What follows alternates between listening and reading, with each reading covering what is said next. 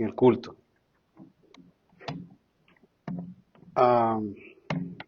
Pastor Lucas Alemán le manda saludos. Nunca ha estado acá, pero me dijo saludame a la iglesia. Yo creo que eso es una seña que va a estar con nosotros el 29 de marzo el otro año, para la conferencia. Para nuestro aniversario, perdón. Una conferencia, hijo, la vamos a tener aquí a un montón de...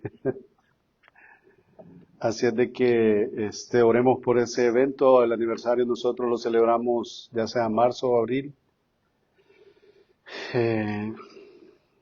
Y vamos a estar celebrando, si Dios lo permite, la gracia que Él ha extendido para nosotros en este tiempo. Vamos a iniciar, hermanos,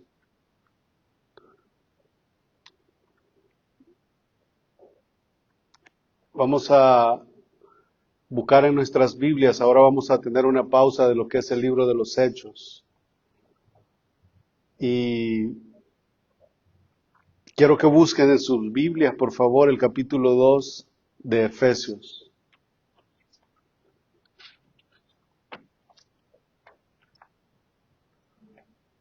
Efesios capítulo 2, vamos a leer de los versículos del 4 al 10. Y si usted es un lector, usted ya se ubicó donde nosotros vamos a estar volando en esta tarde. ¿Por qué no nos ponemos de pie para leer la escritura, por favor?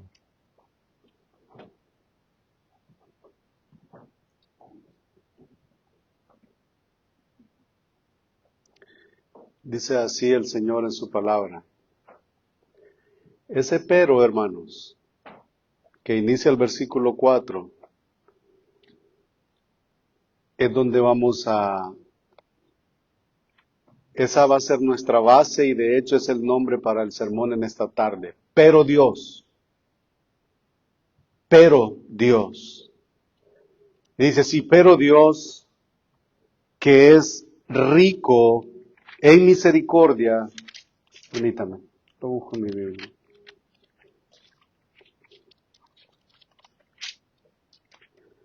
Pero Dios, que es rico en misericordia, por su gran amor con que nos amó, aun estando nosotros muertos en pecados, nos dio vida juntamente con Cristo, porque por gracia sois salvos. Y juntamente con Él nos resucitó y asimismo nos hizo sentar en los lugares celestiales con Cristo Jesús, para mostrar en los siglos venideros las abundantes riquezas de su gracia en su bondad para con nosotros, otra vez, en Cristo Jesús. Porque por gracia sois salvos por medio de la fe, y esto no de vosotros, pues es un don de Dios. No por obras para que nadie se gloríe, para que nadie se adjudique gloria alguna. Porque somos hechura suya, creados otra vez en Cristo Jesús, para buenas obras, las cuales Dios preparó de antemano para que anduviésemos en ellas. Vamos a orar. Una vez más, Señor, venimos delante de ti, reconociendo en este momento, Señor, a través de este texto, una de las verdades fundamentales, una de las columnas principales que sostienen el Evangelio, que la salvación es por fe únicamente, no por gracia, pero también otra de las columnas y otra de las cosas que son fundamentales para nosotros creer, Señor, es que nosotros estábamos muertos. No había capacidad alguna para que nosotros pudiéramos responder a tu voz, a tu llamado, al Evangelio. No había nada que nosotros pudiéramos hacer, pues había una muerte espiritual.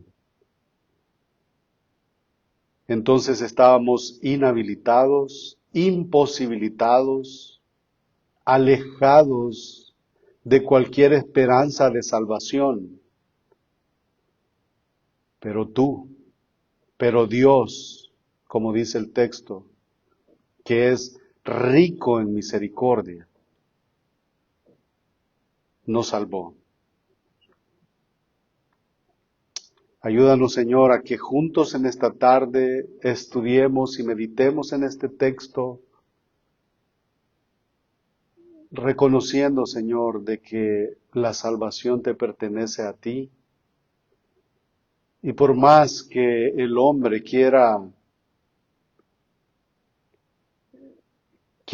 encontrarse contigo luchando y en esta disputa si la salvación le pertenece a ti o le pertenece al hombre. Pudiéramos no estar de acuerdo con esta doctrina, pero nunca la vamos a poder borrar de tu palabra. Entonces, Señor, ayúdanos a que este texto y esta meditación, Señor, que consideremos la condición que era antes, pero con ese cambio de ritmo, en ese pero Dios, salgamos de este lugar gozosos,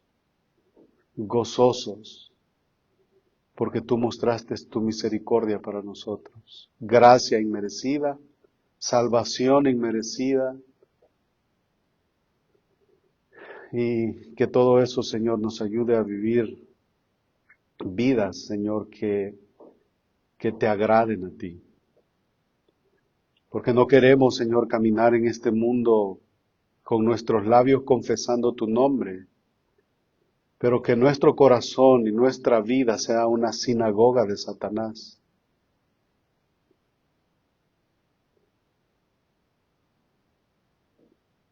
En Cristo Jesús, amén. Pueden sentarse, hermanos. Y esta tarde, hermanos, tomando una pausa en el libro de los Hechos, vamos a entrar en el capítulo 18, en donde vemos a Pablo entrando a la ciudad de Corinto. No voy a predicar ahí, solamente estoy ubicándome y ubicándolos en el texto. Pero para esta tarde quiero y me gustaría que juntos consideremos dos realidades. El antes y el después de nuestra vida. Y que esto en conjunto al final salgamos gozosos. Y que por causa del gozo que nosotros experimentamos ahora que estamos en Cristo, y de ese profundo amor que fue mostrado hacia nosotros, vivamos justa, quietamente delante de Dios. Estas dos palabras, como ya lo mencioné temprano, estas dos palabras, pero Dios, representan un contraste. Ustedes podrán recordarse de la sección anterior, de los versículos del 1 al 4, siempre de Efesios capítulo 2, en donde dice, y Él os dio vida a vosotros cuando, ¿qué? Estabais muertos en vuestros delitos y pecados. Esos dos versículos que proceden o que preceden este pero Dios, donde muestra cuál es nuestra condición, cuál es la condición del hombre, cómo Dios ve esa condición. Y eso no es que nosotros nos consideramos, es que Dios nos consideraba, y es fue Él quien dijo, cuando ustedes estaban muertos en delitos y en pecados, dice el apóstol Pablo a través del Espíritu Santo. Entonces, ahí está la condición en la que se encuentra el hombre delante de su santidad, delante de su justicia, después de la caída. Ustedes se recuerdan y es necesario, creo, regresar a al mismo inicio de la historia. Adán y Eva son puestos en el jardín del Edén. se les dio la potestad de poder gobernar ahí, animales, el lugar, la presencia de Dios se paseaba en el jardín. Pero en aquella plática que Dios tiene con Adán, Él le dice y les da una orden. De todo lo que ven aquí, ustedes pueden comer. De todo. O sea, esto es de ustedes. No hay nadie más para que vaya y se los quite. Es de ustedes. Pero, del árbol que está ahí en medio del huerto, no van a comer. No coman. Porque de cierto que el día que ustedes coman, van a morir. Satanás está ahí, engañando a Eva. Esta mujer se ve tentada y come del árbol con que Dios te ha dicho. Cayó. Desobedeció y cualquiera pudiera decir, la figura que ponen es una mordida en la manzana, en el fruto del árbol. Y ella desobedece y cualquiera puede decir, por haberse comido del fruto de un árbol que Dios mismo creó, por eso nosotros pecamos. Sí. Y eso me lleva a pensar a mí que para Dios, y esto es una manera de que yo les invito a que veamos esto así. No importa cuán pequeño nosotros consideremos el pecado que nosotros estamos cometiendo. Una mentirita blanca, no hermano, no es una mentirita blanca, es pecado. Otros que pueden decir tengo envidia de la buena. Hermano, envidia es envidia y es pecado. Entonces, la mordida de este fruto llevó a la mujer a condenación y se le acerca a su media toronja y le dice, comamos de esto. Mamá, naranja. Bueno, y ahí está Adán y Eva, comieron del huerto, del fruto del huerto, del árbol que estaba ahí. Y a partir de ese momento, hermanos, usted y yo nacemos pecadores. ¿Cómo puede ser eso? ¿Es Dios injusto? ¿Es la vida tan injusta que yo ni conocía al tal fulano y por causa de él yo nazco condenado? Es así. La Escritura lo demuestra. Entonces, la historia de la humanidad sigue su rumbo y nosotros atravesamos todo lo que sucedió después de ese pecado en donde el hombre y la mujer caen en transgresión y se ven los reinos y ustedes ven el pecado, ve Faraón y ve Israel y ve todas las plagas, vemos todo el registro. Hasta que llega el Mesías prometido y empezamos a estudiar el Nuevo Testamento, Mateo, Marcos, Lucas, Juan, y llegamos a todo eso y nos encontramos con una de las doctrinas que es más discutidas en la actualidad, la famosa predestinación.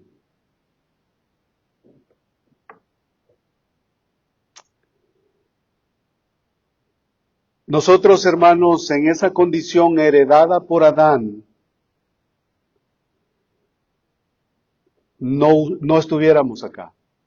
Si no hubiera sido por una obra milagrosa de parte de Dios en el corazón de cada uno de nosotros, y eso es lo que nos enseña el versículo 1, 2 y 3 de Efesios capítulo 2, y él dice, y él os dio vida a vosotros cuando estabais muertos en vuestros delitos y pecados, en los cuales anduvisteis en otro tiempo, siguiendo la corriente de este mundo, conforme al príncipe de la potestad del aire, el espíritu que ahora opera en los hijos de desobediencia, iniciando desde Adán, extendiéndose a todo ser humano, sea hombre, sea mujer, sea pequeño, sea viejo, todos están en pecado.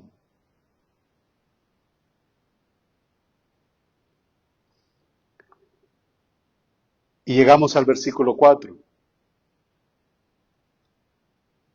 en donde encontramos ese cambio de dirección, cambio de ritmo, o busquemos la mejor palabra que nosotros podamos encontrar, pero Dios, y en contraste a esa imagen sombría la cual nos heredó Adán, el apóstol Pablo ahora dice, pero Dios. Y yo no creo, hermanos, que ninguno de nosotros tenga una idea de cómo sería nuestra vida si de pronto Dios cesara su proceso redentor en nosotros. Nosotros, hermanos, no tenemos una idea de lo que eso sería. O bueno, al ver a nuestro alrededor nos pudiéramos dar una idea de lo que eso podría ser. Usted ve nuestra sociedad. Seguramente habrían suicidios en masa por toda la tierra. Porque cada pizca de la gloria o de la misericordia o de la gracia sería quitada de la vida. Cada pizca de júbilo, cada pizca de contentamiento, todos esos momentos en los que nos deleitamos cuando la familia se reúne y la iglesia se reúne y nos dan un sentido de seguridad. La calidez y todo esto que formamos o que la iglesia forma, todo esto desaparecería. ¿Se imaginan qué sucedería? Porque todas estas bendiciones vienen de la actividad de Dios entre los hombres y las mujeres y los niños y las niñas, y lo hace por toda la tierra. Pero ¿qué pasaría si ustedes, yo no sé si nosotros alguna vez hemos pensado qué pasaría si Dios apartara su gracia y su misericordia de nosotros? Y ya hemos visto en algunas otras ocasiones las profundidades de la inmoralidad y la oscuridad desde la cual el Señor ha traído a cada creyente. Y obviamente nosotros no creemos en parar a alguien aquí que cuente su testimonio de cuán sucio y de cuán negro y de cuán mala gente era. Porque creemos que ese testimonio nos salva, sino que lo que estamos llamados a exhibir es el testimonio de Cristo. Entonces, pero ciertamente hay una oscuridad de la cual el Señor ha sacado a cada uno de nosotros, incluidos todos. El dilema humano, la condición del hombre caído, que estaría completamente sin ninguna esperanza o perspectiva de mejora si no fuera por la gracia de Dios operando en usted y en mí. Y en medio de todo esto yo le quiero recomendar un sermón que yo más de una vez se los he mandado a alguno de nosotros. Se llama Pecadores en manos de un Dios airado, de Jonathan Edwards. Él dice en su sermón que si no fuera por la misericordia restrictiva de Dios, el pecador ya hubiera sido consumido. Él dice que la gran boca del infierno está abierta para recibir a aquel que no quiera arrepentirse. Según algunos que han escuchado y han estudiado con respecto a este sermón, dicen que este hombre no pudo terminar su sermón por causa de del impacto que estaba teniendo en la mente de los que estaban allí en una pequeña iglesia allí en Boston. Eso fue hace por lo menos 2 siglos atrás. Pero eso es lo que sucedería con nosotros. Estaríamos completamente sin ninguna esperanza de mejora. Pero en el versículo 4, el drástico cambio que fue introducido por las palabras, pero Dios, y es ahí donde vamos a comenzar. La palabra pero es ese cambio de ritmo, el cambio significativo. Es un contraste, es algo que significa todo lo opuesto. Y cuando esta palabra es presentada en la Escritura, tiene algo que marca una pauta o marca una diferencia o un cambio de ritmo. Como ya dije, Primera de Corintios capítulo 10, versículo 23 dice, todo me es lícito, pero no todo me conviene. Todo me es lícito, pero no todo me edifica. Mateo capítulo 5, versículo 43 y 44 dice, así el Señor, oíste que fue dicho, amarás a tu prójimo y aborrecerás a tu hermano. Pero, dice el Señor, yo os digo, amad a vuestros enemigos, bendecid a los que os maldicen, haced bien a los que os aborrecen y orad por los que os insultan y os persiguen. Proverbios capítulo 14, versículo 12 dice, hay un camino que al hombre le parece derecho, pero su fin es camino de muerte.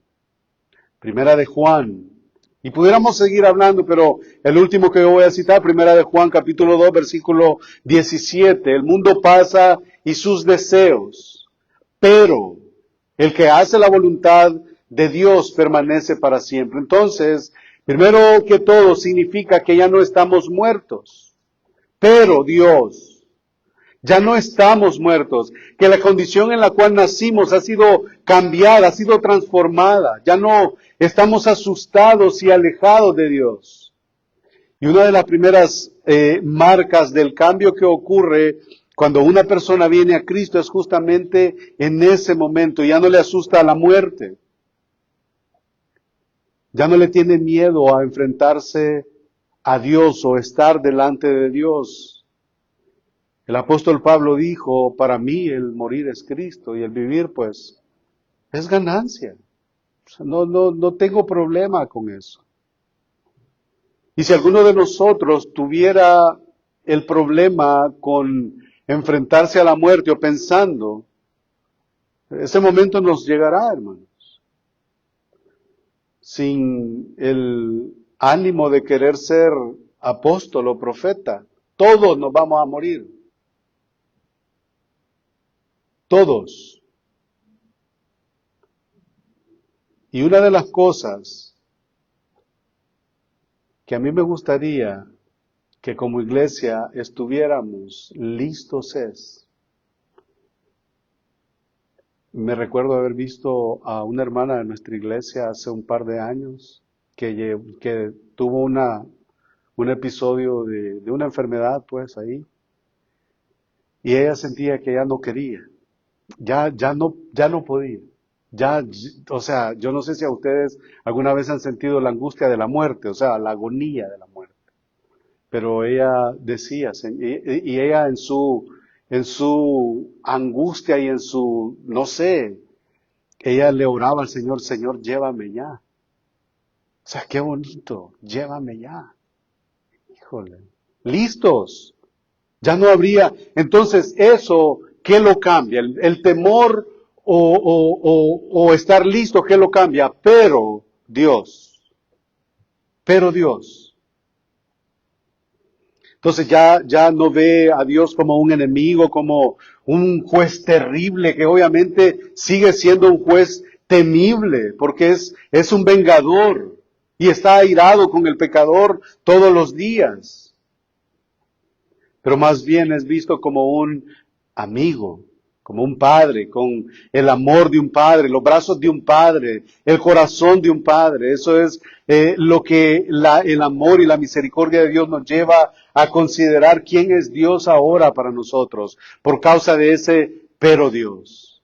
Así que en esta sección del capítulo 2 vemos que la salvación de todo hijo de Dios involucra por lo menos 6 elementos, 6 componentes. El pecado, por ejemplo. Número 1, por amor, para vida, para gloria, mediante la fe, para buenas obras. Entonces, ahí hay varios elementos y el primero entonces es la salvación de ¿qué? Del pecado, de la muerte. Hay un segundo principio muy importante y el evangelio no es solo del pecado, esto es maravilloso, es por amor hacia nosotros.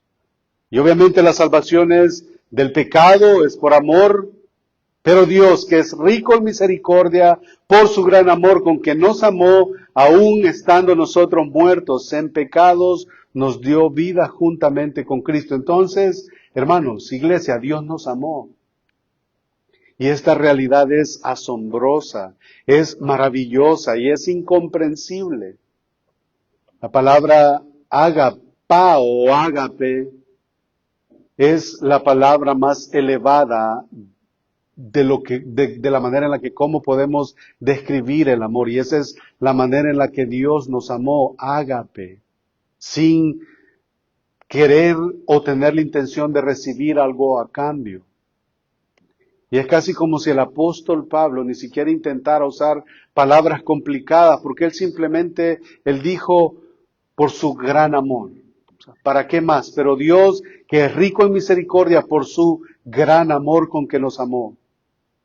Dios nos amó y eso es una verdad que vemos en Juan 3:16. De tal manera amó Dios al mundo, una capacidad que Dios tiene por su poder, una capacidad de salvar a todo el mundo. Sin embargo, hay gente que va a morir sin Él y no va a ser salva, y esa gente obviamente no va o no goza del amor de Dios.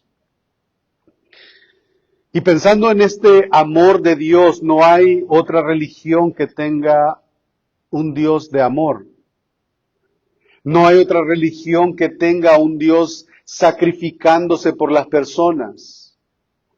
Todas las religiones demoníacas, diabólicas, gobernadas por Satanás, tienen a personas sacrificándose por su Dios.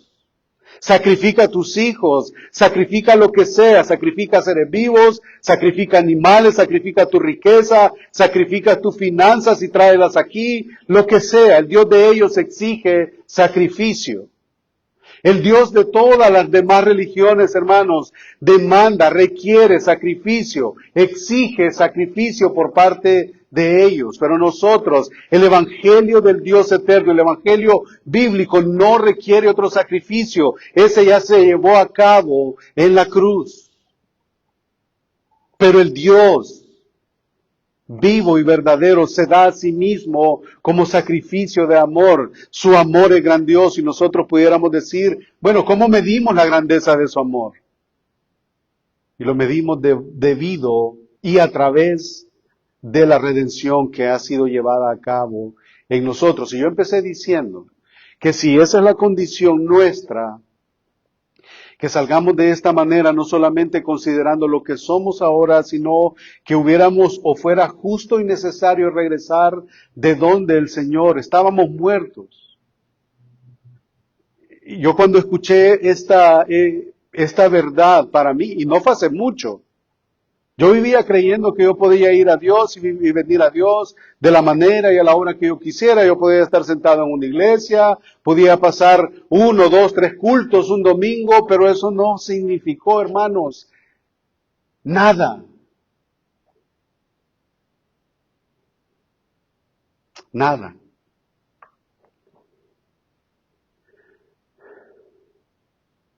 Usted ve de nuevo el acto de parte de Dios de amor al demostrar Él su amor hacia su pueblo a lo largo de la historia redentora. Y luego su amor alcanza algo alto, el pico, por decir algo, ahí en la cruz, ¿no es así? Donde Él coloca a su Hijo para que Él muera en lugar de aquellos a quienes Él ama. El amor de Dios se mide mejor con la muerte. Ahí lo podemos. Y su gran amor con que nos amó, dice, algunos tuercen la idea de la gran misericordia y amor de Dios en algo que justifica nuestro orgullo, nuestro pecado, y algunos imaginan que Dios nos ama porque somos adorables. O algunos piensan que Dios nos ama porque somos buena gente o porque hacemos buenas obras, pero el amor de Dios es tan grande que se extiende aún a los que son desagradables, detestables, aborrecibles, a los hijos de ira mencionados en los versículos anteriores, de los cuales usted y yo éramos parte. ¿Se da cuenta? Nuestro Señor Jesucristo dijo en el Evangelio de Juan, capítulo 15, versículo 13, nadie tiene mayor amor que este, que uno ponga, ¿qué? Su vida por sus amigos. Y eso es lo que Dios hizo. No existe una historia como esa en ninguna otra religión. De modo que la salvación que el Evangelio ofrece es salvación del pecado, salvación por amor, y eso es incomprensible para nosotros.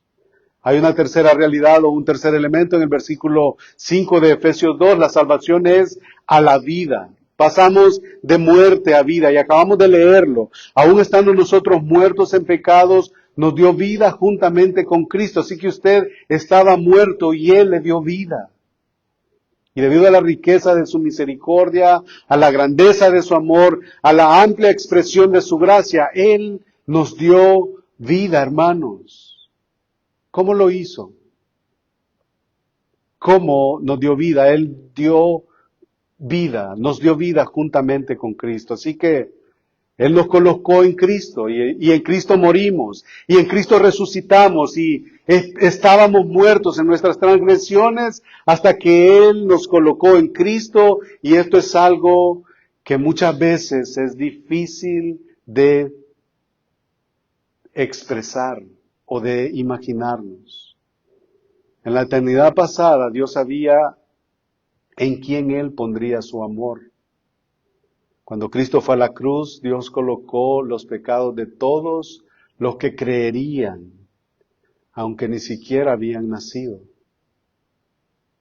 Él conocía el camino de su pecado. Él conocía el registro completo de todo nuestro pecado y lo colocó sobre Cristo y lo castigó y castigó a Cristo como si estuviéramos nosotros ahí y morimos entonces en Él.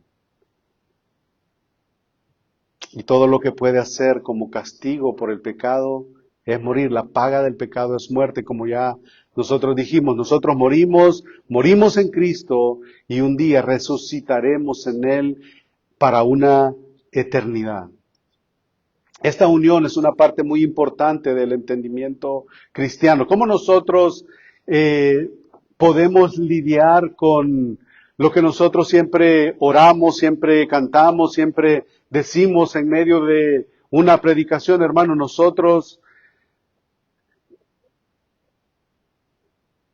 no había esperanza alguna. ¿Cómo lidiamos nosotros con la realidad de que nosotros seguimos viviendo, obviamente, pero que el hecho de que seamos creyentes o estemos en una iglesia no quiere decir que nosotros ya no pecamos, seguimos pecando? ¿Cómo lidiamos nosotros con esa realidad?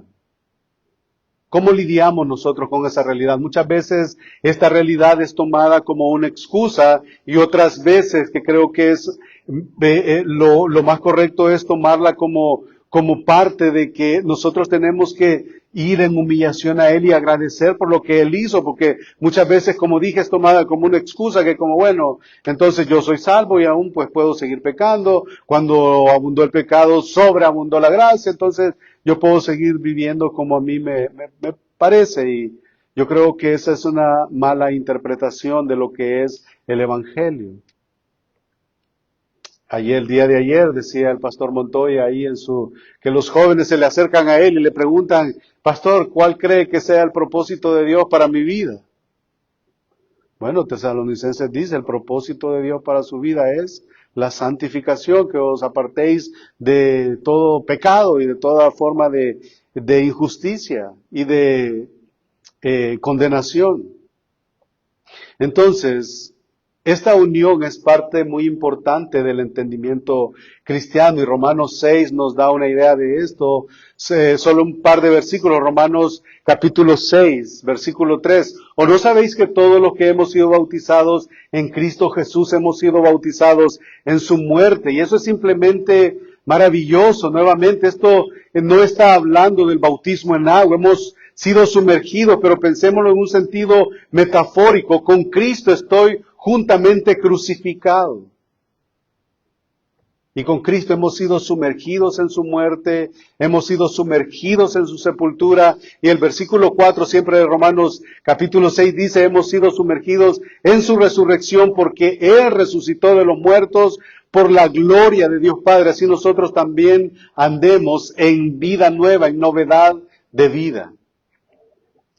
Porque si fuimos plantados juntamente con Él en la semejanza de su muerte, así también lo seremos en la de su resurrección, sabiendo esto, que nuestro viejo hombre fue crucificado juntamente con Él para que el cuerpo del pecado sea destruido, a fin de que no sirvamos más al pecado, porque Él, el que ha muerto, ha sido justificado del pecado. Entonces, no es una excusa. Lo que sí es una realidad, que si morimos con Él, resucitamos con Él. Hemos muerto con Cristo y ahora vivimos en Él. Y eso es asombroso.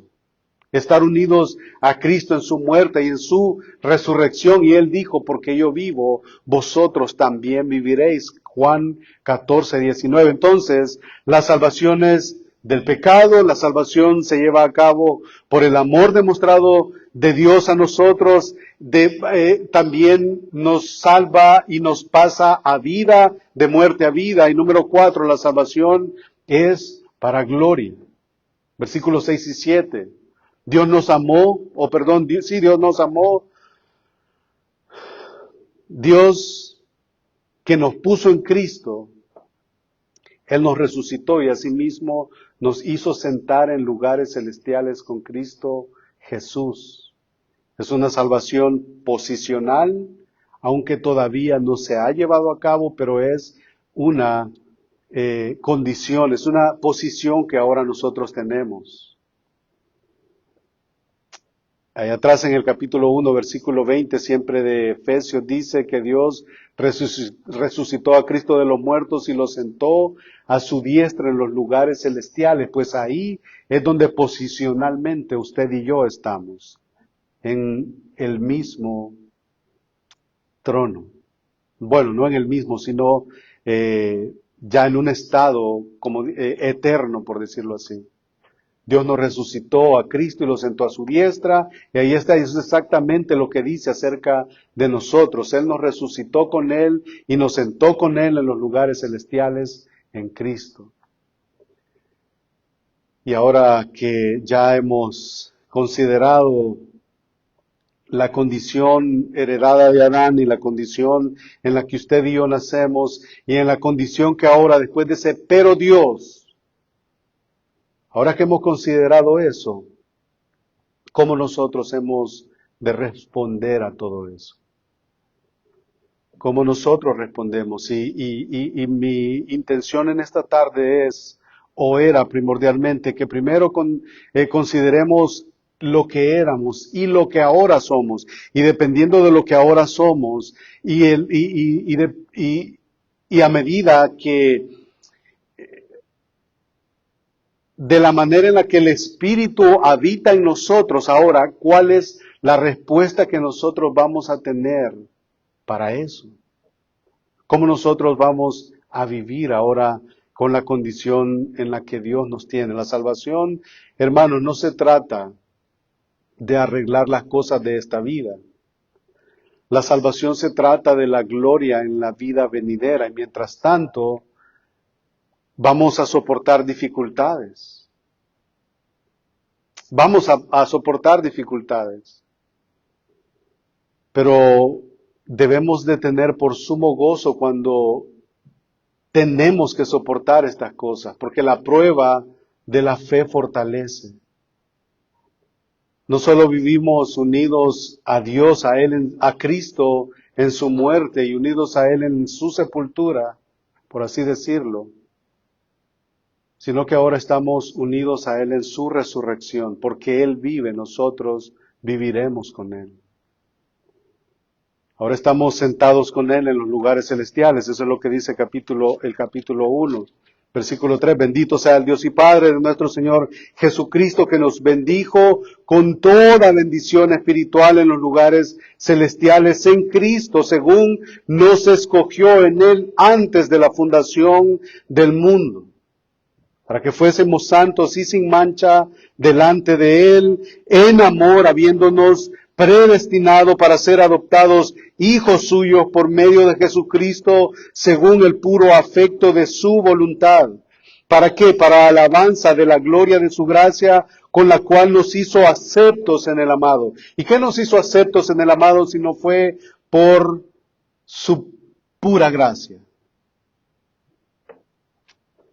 No solo estuvimos en Él en su muerte y unidos a Él en su sepultura, sino ahora unidos a Él en su resurrección. En su resurrección, para que Él pueda mostrar las abundantes riquezas de su gracia en su bondad para con nosotros en Cristo Jesús. Y otra vez, esto es, hermanos, más allá de cualquier comprensión natural que pueda existir en alguien. Todo esto, hermanos, no lo entiende, no lo comprende el que está lejos de Dios. No lo entiende, no, simplemente no lo acepta.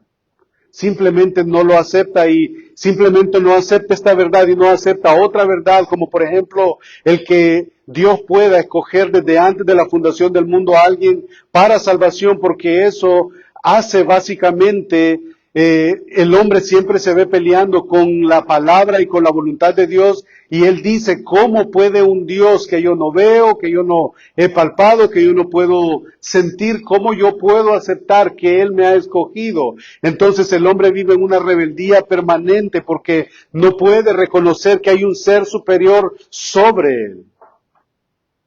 Y ahí es una de las grandes batallas que la humanidad enfrenta. Una de las grandes batallas que la humanidad enfrenta. ¿Para qué el Señor quiere llevarlo a usted al cielo? ¿Se ha preguntado eso? ¿Para qué quiere llevarle a Dios a usted al cielo? Para que Él pueda mostrarle bondad eterna. Para que Él pueda mostrarle su bondad eterna. ¿Cuánta gracia es esa? ¿Cuánta gracia incomparable es esa? ¿Cuánta gracia incomparablemente rica es esa que lleva al Dios amoroso a mostrar, a traernos a todos nosotros, pecadores redimidos, a su presencia con el único propósito de sentarnos en el trono con su Hijo, haciéndonos coherederos de todo lo que su Hijo posee, quien es perfectamente santo, perfectamente justo, perfectamente amado por el Padre, para que nosotros también podamos ser amados por Él, como Él ama a su Hijo, y por lo tanto, por siempre Dios derramará sobre nosotros una bondad eterna, inimaginable. Somos, como un escritor dijo, somos los trofeos de su amor redentor. Somos los trofeos de su amor redentor. Somos los trofeos de su gracia redentora. Y la vitrina de trofeos es el trono de su Hijo. Y Dios derramará para siempre esas riquezas incomparables de su gracia. Y por cierto, siempre será por gracia, hermanos, no por obras. Porque nunca mereceríamos estar ahí. Su gracia será demostrada por toda la eternidad. Entonces, para ir descendiendo, la salvación es del pecado, y la salvación obviamente también tiene como una libertad implícita de la ira de Dios. Entonces la salvación es del pecado, es por amor, es a la vida, es para gloria. Número 5, la salvación es mediante la fe, y es aquí donde nos encontramos con una batalla universal. Si la salvación es ¿por qué es la salvación? Él nos lleva a esas conocidas palabras de los versículos 8 y 9, porque por gracia sois salvos por medio de la fe, y esto no de vosotros, pues es don de Dios, no por obras para que nadie se gloríe. Y nuevamente, salvos por fe. Pero hay quienes han querido argumentar de lo que la fe significa o qué es fe. ¿Es acaso la fe una obra? Y ahí empieza el argumento. ¿Es la fe acaso una obra? ¿O es porque si es por fe es algo que yo pude haber ejercido? Por lo tanto me aferré de la salvación. Pero la misma escritura obviamente interpreta la escritura. Dice el versículo 8, porque por gracia, el capítulo 8, versículo 8, porque por gracia sois salvos por medio de la fe, y esto no de vosotros, pues es don de Dios, no por obras para que nadie se gloríe. Y ahí está, versículo 9, no por obras para que nadie se gloríe. ¿Y sabe por qué es importante meditar en porque nadie se gloríe? Primero, porque Dios no comparte su gloria con nadie. Y segundo, porque entonces nosotros andaríamos fanfarreando de que nosotros hemos contribuido, y nosotros, y nosotros, y nosotros. Pero no. La fe es un don de Dios. La fe es un don de Dios. Entonces la fe no es una obra. No porque acabamos de leer de vosotros, ¿verdad? Versículo 8, no por obra. Versículo 9, entonces cualquier cosa que sea la fe no es ni de usted, ni de mí, ni de sus obras. Y quizá una forma buena de ilustrar de cómo esta fe obra para la salvación, una buena manera de ilustrar es que usted y yo en este momento estamos respirando, ¿verdad? Y la respiración no tiene que ver con algo que usted dice, ya me cansé de respirar, voy a descansar un ratito porque ya me cansé. Eso es algo que usted hace, pues eso es la fe, hermano. Usted no lo puede explicar, no lo podemos explicar. Nosotros no estamos pensando en si, ¿qué horas son? Ya van a ser las 3, ya es hora de respirar. No es así. Esa es una buena manera de ilustrar de que la fe no es de nosotros, sino que es un don de Dios. Entonces, haría la vida muy difícil si tuviéramos que recordarnos que tenemos que respirar. Pero no lo hacemos porque se ejerce una presión de aire en nuestros pulmones que hace que respiremos por un reflejo. Y como creyente, la fe es el aliento que viene bajo la presión de la gracia soberana y salvadora de Dios. Respirar no es algo que hacemos por nuestra cuenta, es algo que la gracia produce en nosotros. Lo mismo la salvación. Entonces, ¿qué es el Evangelio? Son las buenas nuevas de salvación del pecado, por amor a la vida, a la gloria, mediante la fe. Y esto muestra el lugar esencial de la oración cuando nosotros evangelizamos, ya que Dios inicia nuestra salvación, debemos de comenzar nuestro evangelismo pidiendo que Dios haga la iniciación, y eso es algo que se nos está quedando atrás, la evangelización. Por ejemplo, nosotros no sabemos quién es salvo y quién no. Hay una doctrina muy discutida y la estuvimos viendo en clase la semana antepasada, que hay 4 puntos del calvinismo y hay quienes pues que aceptamos los 5 puntos del calvinismo, y hay unos que se rehúsan a creer el quinto elemento de la salvación, porque dicen de que otra vez argumentan de que Dios es un Dios amoroso y no quiere que nadie se pierda.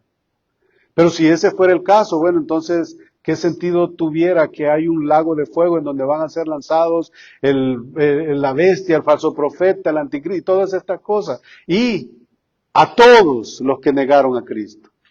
No hay un universalismo como se quiere enseñar.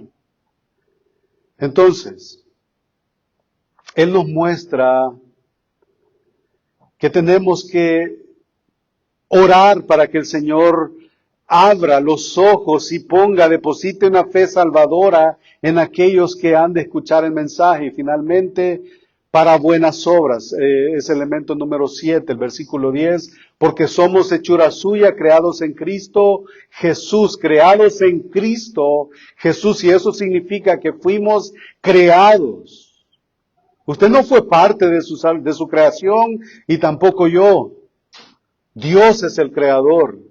Así que fuimos creados como todo lo demás que Dios creó, sin hacer ninguna contribución a nuestra creación.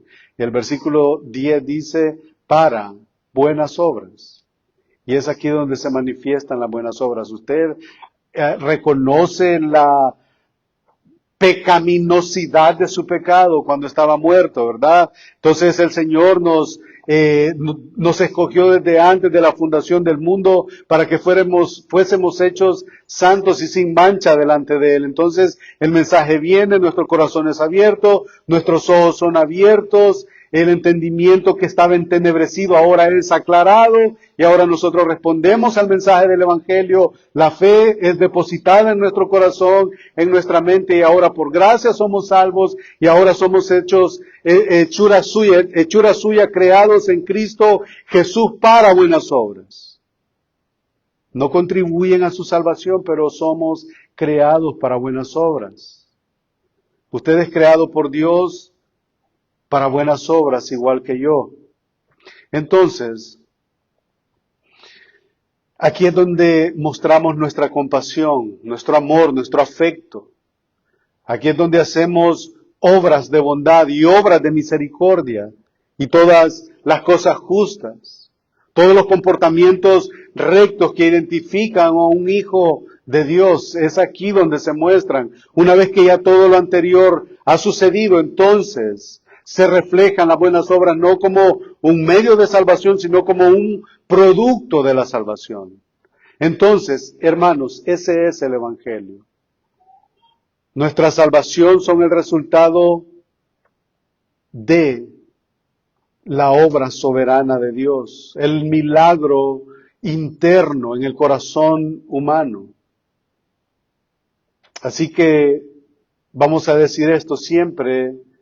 Prediquemos el Evangelio y siempre usemos la verdad. En el evangelismo nosotros nos encontramos con todo tipo de personas. Bueno, y si usted muriera hoy, ¿dónde iría su alma? Esa es la pregunta que nosotros, que generalmente se hace. Y la gente dice, con una cerveza en la mano, yo voy al cielo. De paso, tener una cerveza en la mano no le lleva al infierno.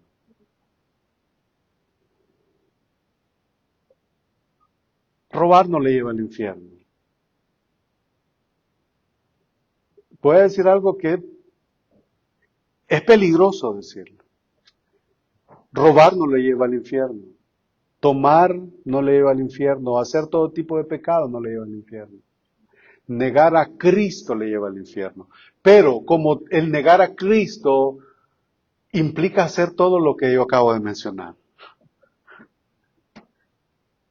Porque si usted reconoce a Cristo y vive de frente a Cristo y lo vive reconociendo, entonces todo eso desaparece.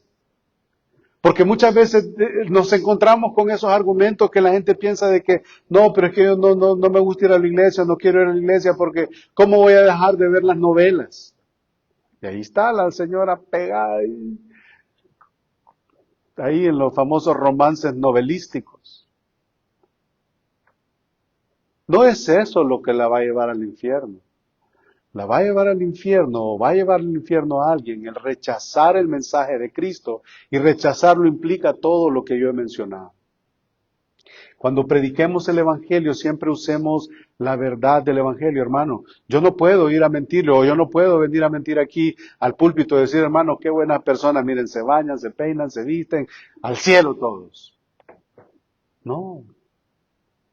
El mensaje del Evangelio fue predicado el domingo anterior y dijimos, no importa cuántas cosas nosotros pagamos en el nombre de una iglesia o del Evangelio, si tu corazón no ha sido regenerado,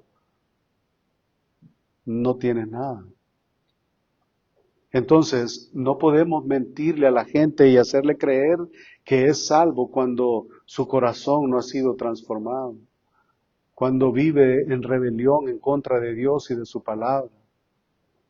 Así que, hermanos, mi intención en esta tarde ha sido que reconozcamos de dónde el Señor nos trae, la condición en la que nosotros estábamos antes y en la condición que ahora nosotros estamos hoy. Si la condición nuestra conciencia nos alcanza para decir yo tengo paz con Dios por medio de Cristo, entonces que esa paz que nosotros tenemos por medio de Cristo nos lleve a vivir vidas en obediencia, vidas transformadas, vidas que no agravien el nombre de Cristo, vidas que sean dignas del Evangelio. Amén. Que el Señor nos bendiga, hermanos. Vamos a orar. Te agradecemos, Señor, porque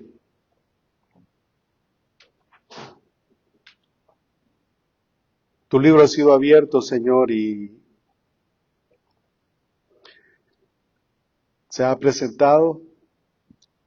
Hemos, Señor, considerado la condición antigua, Señor, y entre la condición antigua y nueva fue el tema, Señor, que quisimos meditar en esta tarde, y era ese pero Dios. Y a causa de ese pero, Señor, ahora nosotros podemos andar en novedad de vida y podemos disfrutar de todas las bendiciones celestiales en Cristo, y como el mismo texto de Efesios 1 nos lo dice, nos ha hecho morar en los lugares celestiales con Cristo. Son regalos, Señor, que tú nos has dado, son posiciones que nos pertenecen, aunque todavía no las podemos disfrutar de primera mano, pero son condiciones que a nosotros ya nos pertenecen por Cristo. Entonces, Señor, te damos las gracias porque nos recuerda, Señor, quiénes éramos, y nos recuerda ahora quiénes somos delante de ti, Señor. Ahora que tú has justificado nuestras vidas, nosotros podemos venir delante de ti con corazones, Señor, transformados, con corazones que eran de piedra y ahora son de carne, que tienen la sensibilidad de lo que es el pecado y que tienen la sensibilidad de lo que a ti te agrada, Señor.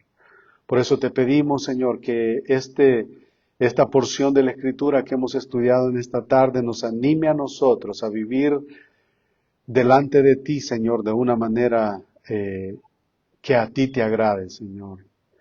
Que aparte de nosotros como dice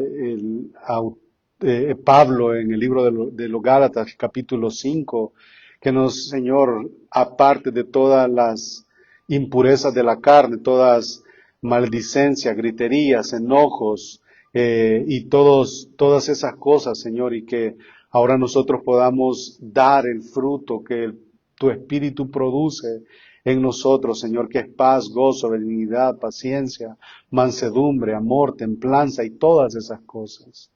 Así que, Señor, ayúdanos como iglesia a que podamos, como decíamos temprano, Señor, que podamos reflejar tu gloria, Señor, que podamos reflejar el fruto del Espíritu a través de nosotros, siendo una iglesia con hambre de ti, con deseo de ti, Señor, con deseo de amarte a ti y a nuestro prójimo. Ayúdanos, Señor, en todas estas cosas. Ayuda, Señor, de una manera muy especial a esta familia, Señor, que fueron ayer nuestras hermanas a este sepelio, a este velorio, Señor. Que tú fortalezcas la vida de ellos, Señor.